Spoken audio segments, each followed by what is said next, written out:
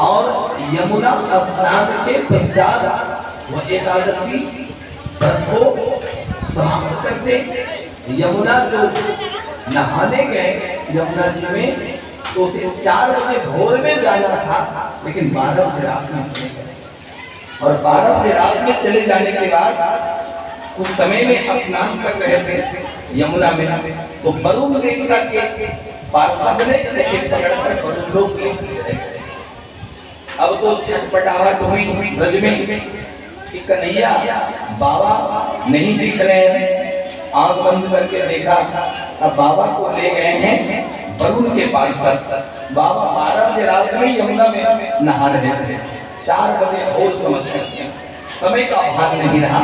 और मैं जा रहा भगवान कृष्ण गए वरुण लोग, और वरुण से कहा मेरे पिताजी यहाँ, आपके आदमी ने पिताजी को पकड़कर लाया है। का प्रभु हाँ, नंद बाबा को तो हम कब भेज दिए होते प्रभु, लेकिन मैं यही सोचता था कि बाबा यहाँ रहेंगे तो कन्हैया जरूर आएगा, और हम लोगों का पूरे पार्षदों का जीवन धन्य हो जाएगा भगवान का दर्शन पा करके। आप अपने पिता को ले जाने के लिए आ ही गए हो प्रभु। सबने नमन किया भगवान कृष्ण को, और नंद बाबा को भगवान ने वरुण लोक से छुड़ा करके ब्रज में लाया। राजा परीक्षित एक बड़ी सुंदर प्यारी सी कथा है। कथमंतर जले अगाधे थे, कथमंतर जले अगाधे नृगिहांध्र भगवान हिम सवै बहु युगावासम तथा असिध विप्र कथ्यता। विचार करेंगे।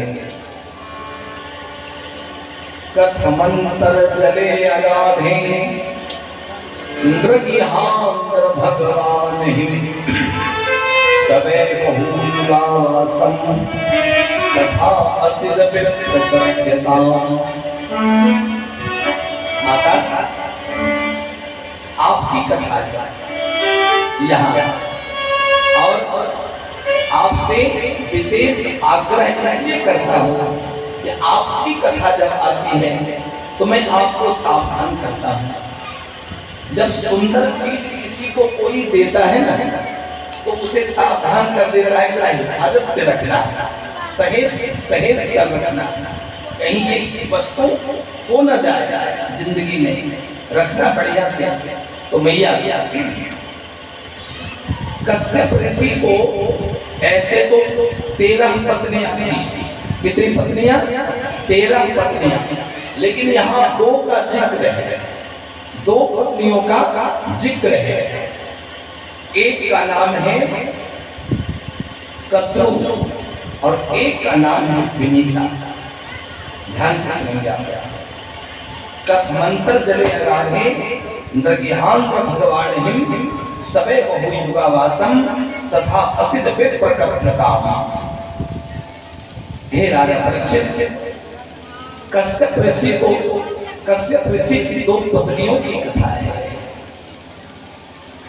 एक पत्नी का नाम था कद्रू और दूसरी पत्नी का नाम था विनीता।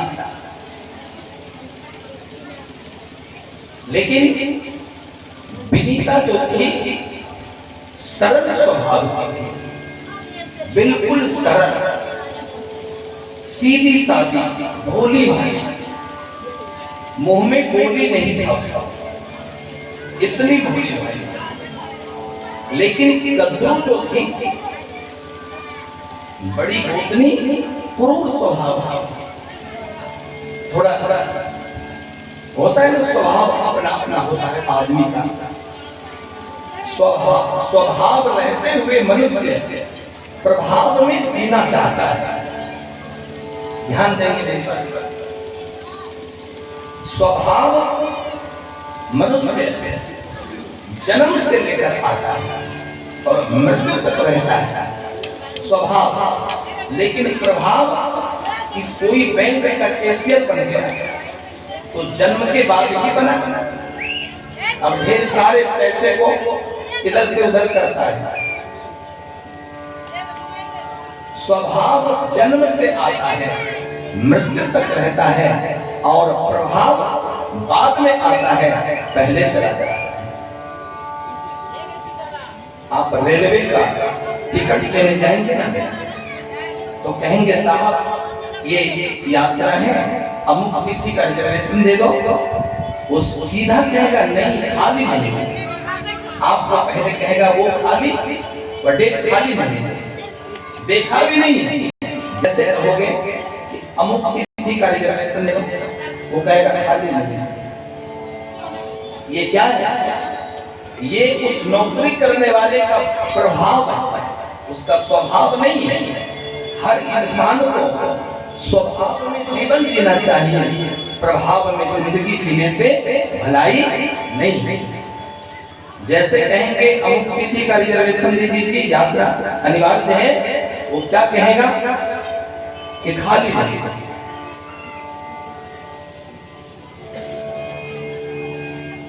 फिर आप 100 रुपए का नोट बढ़ा दीजिए आगे। कहिए बहुत जरूरी है, थोड़ा सा ध्यान दिया जाए, देखा जाए। जब आप कहेंगे कि देखा जाए, थोड़ा सा जरूरी है, 100 रुपए का नोट खिड़की के उस पार कर दीजिए, ठीक है बैठो देखते हैं, और आपको उसी तिथि का रिजर्वेशन दे दिया। हर इंसान प्रभाव में जिंदगी जीना चाहता है, लेकिन किसी भी इंसान को प्रभाव में जिंदगी जीने से कोई फायदा नहीं है। स्वभाव में जो जीवन जी रहा है, उसी के जीवन की धन्यता है, धन्य वही है। आज कद्रू प्रभाव में जीवन जिया करती थी, लेकिन विनीता स्वभाव में जीवन जिया थी। ये हमारे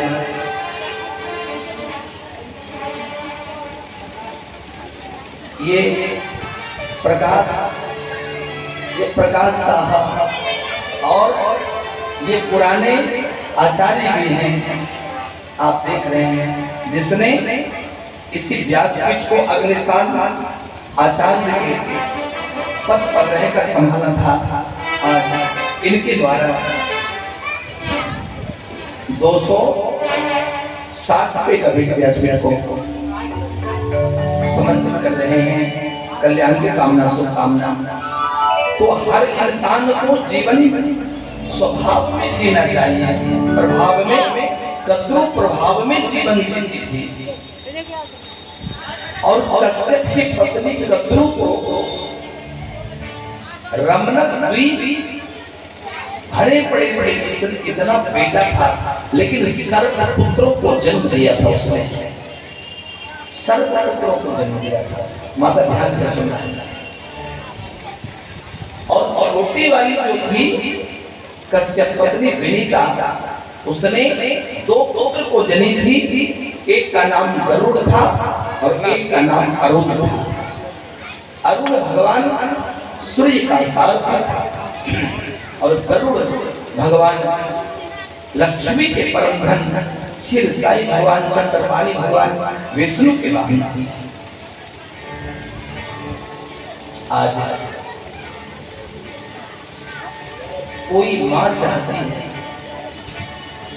कि मैं इतना धनराशि जमा करूं, इतना अर्थ उपार्जित करके रख दे, ताकि मेरे पौत्र को भी कुछ परिश्रम न करना पड़े। देखिए, और कोई है कि अपना जीवन ठिकाने से चल गया, बहुत वृक्ष तो अनेकों देखा भगवान की कृपा से जगत वालों ने, लेकिन संतोष का पेड़ किसी किसी ने देखा, संतोष का वृक्ष किसी किसी की दृष्टि उस पर पड़ी, किसी किसी ने अवलोकन किया। आज कद्रू का जो साजिश, वो साजिश जो किया, बड़ा विचित्र साजिश होता कद्रू का, बड़ी लेकिन विनीता सरल स्वभाव, बड़ी होने के नाते तो तमाचा भी मार देती है, तो विनीता कुछ बोलती नहीं। जो संभ्रांत घर की बेटी है ना, कुलीन परिवार की कन्या है, उसको दोनों कुल की मर्यादाओं का ख्याल होता है। वह नहीं चाहती मर्यादा का हनन हो जाए, माता पिता का कुल कलंकित हो, कदाचित नहीं चाहती वो बेटी। आज विनीता बिल्कुल भोली भाली सरल स्वभाव की, और आप पढ़ी लिखी हैं। सरल एक ऐसा शब्द है जिसमें कोई भी चिन्ह नहीं है, कुछ भी नहीं लगाया गया है।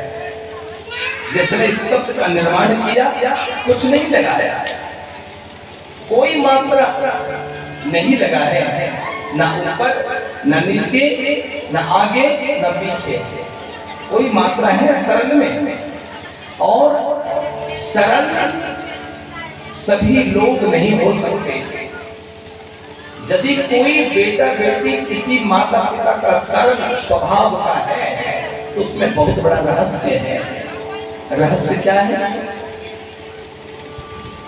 सरल शब्द का अर्थ है सरल वही हो सकता है जिसके हृदय में 100 से सीता, 100 से सीता, रो से राम और लो से लक्ष्मण निवास करता हो। जिसके हृदय में ये तीनों निवास करता हो वही व्यक्ति सरलता का प्रतीक है। आज इस वसुंधरा पर वही सरल हो सकता है, बाकी सभी सरलता और सहजता को प्राप्त नहीं कर सकते। आज विनीता इतनी सरल स्वभाव है,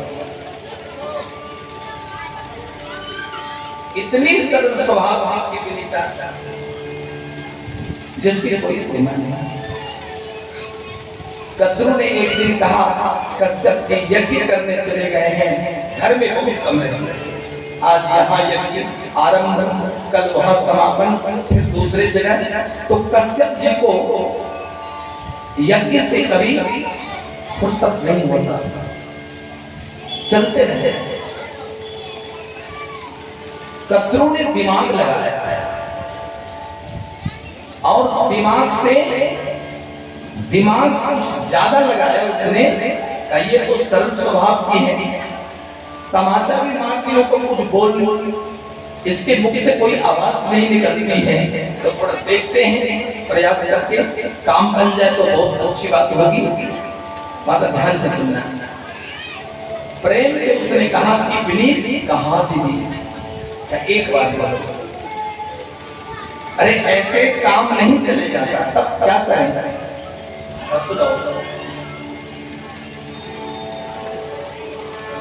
काजल की